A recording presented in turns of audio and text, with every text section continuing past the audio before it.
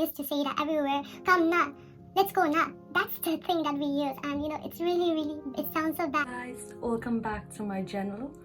First of all, I would like to thank each and every one of you for showing so much love and support towards me.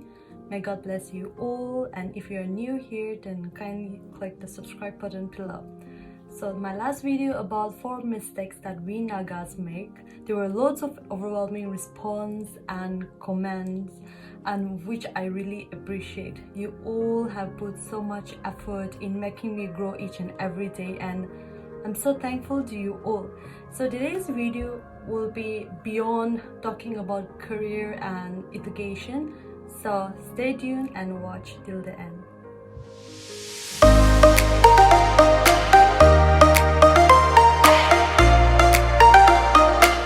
The first point is skill development program. In my last video, someone whom I respect a lot have mentioned about this, and I really appreciate it. Economic development is very important today because India is at a target to become the most global economic powerhouse, and in order to equip that, we need the skills so that India become one of the economically developed country. So on focusing that, the Indian government had implemented a lot of policies and schemes based on skill development and entrepreneur, and that's here. I will show it in the screen here. Why do we need skill development today? In this age of globalization and technological world, skill development has played a very competitive advantage. It will help you in productivity and economic growth. And even in Nagaland, last year our Nagaland government has announced that the year 2020 to 21 will be a year of skill development, and that's the reason why we see that they have emphasized on the schemes like Pradhan Mantri Kaushal Vikas Yojana, and under that there are loads of courses where you can engage with. Like last time I mentioned, who are not interested in like arts, commerce and science, then you can always opt for this because it will always help you, and it's of course free of cost, and it will be really helpful for you. So I will also urge our Naga government to formulate more skill development programs for our youth today, which will be outcome driven and which will also meet the aspiring thirst of our youth. Beyond that, I will also like to urge the school education policy could implement this kind of skill development for the children at a very young age, because it will help them to develop and nurture their talents and the skill in a given different field. So I would really appreciate if our school education could have even this kind of policies like skill development policies for young children at a very young age, along with your reading and writing and having the knowledge about academic. If they have go in balance with the skill, then I think that will be very useful and will be an advantage for our Naga people in the days to come. The second point is stop depending on someone. Correct me if I'm wrong, but our Naga society, especially the youth, especially the upcoming youth, I would say the younger generation, we are so much dependent on someone, and we always have the habit of needing someone or a company if you're pursuing for something to achieve. For example, if a job opportunity is given to you, maybe in hospitality or maybe somewhere that where you can go and work, you always had a doubt that is there someone that I know, because I don't want to go alone. I know I'm not talking about being careless. I'm talking about not to be fear of anything or be bold enough to take risk in life. I know you should be very cautious about things. Whatever opportunity comes, you should be very knowledgeable about that. You should be cautious about that, and you should, but that should not lead your inferior complexity to grow more. We have this inferiority that, okay, I'm alone, I don't want to go alone. And I've seen lots of my friends when we were young, they always like have the concept of needing someone, and I don't blame the youth, but it was there in our society. We grow alone with that, and even when we were young, our parents were always making sure that we are with someone, that they know we have someone to accompany, or maybe they always ask first. Maybe even now, some parents, they even ask like, is that your friend going? Like maybe your friend Vika is going, maybe your friend Santi is going, or maybe your friend Nono or So they always make sure that your friend is going along with you.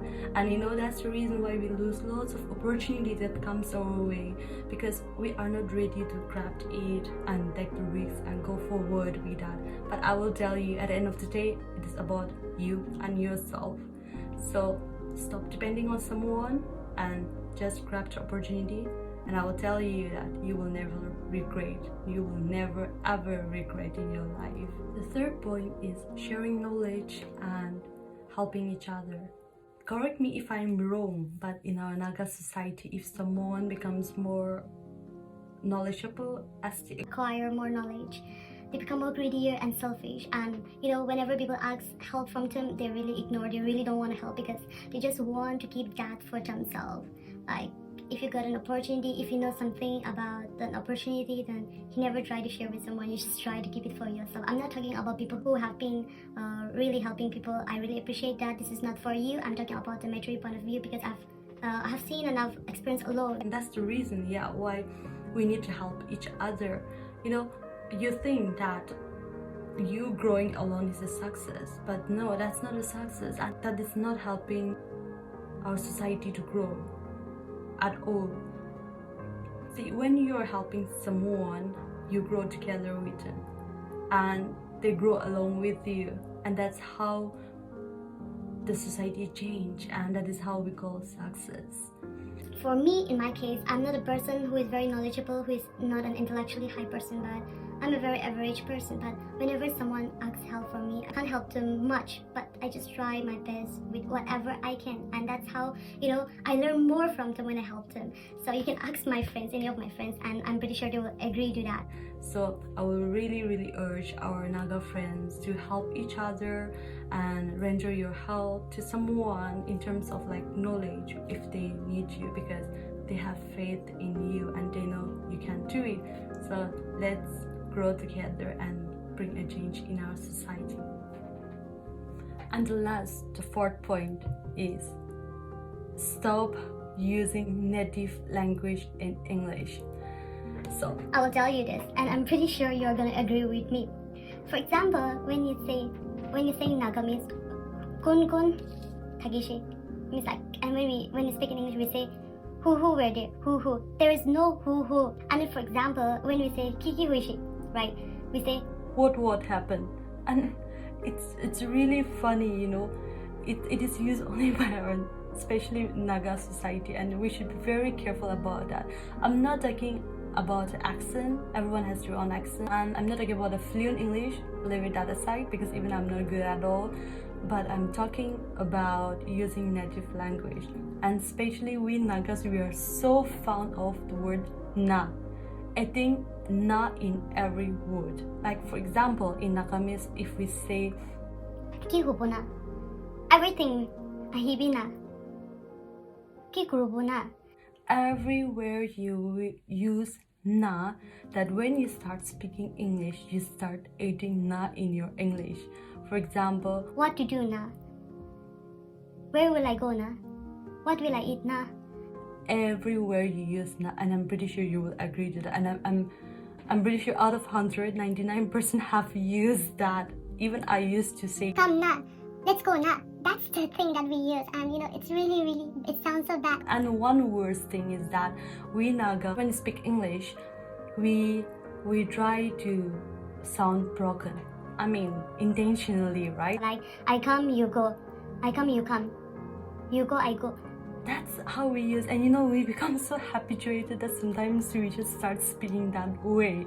For example, I will tell you why I'm saying this. I will tell you, because if you are going for an interview, for a job interview, for a very highly qualified job, and then you have the other person, okay, and then you have the same degree, same percentage, and you both are very perfect.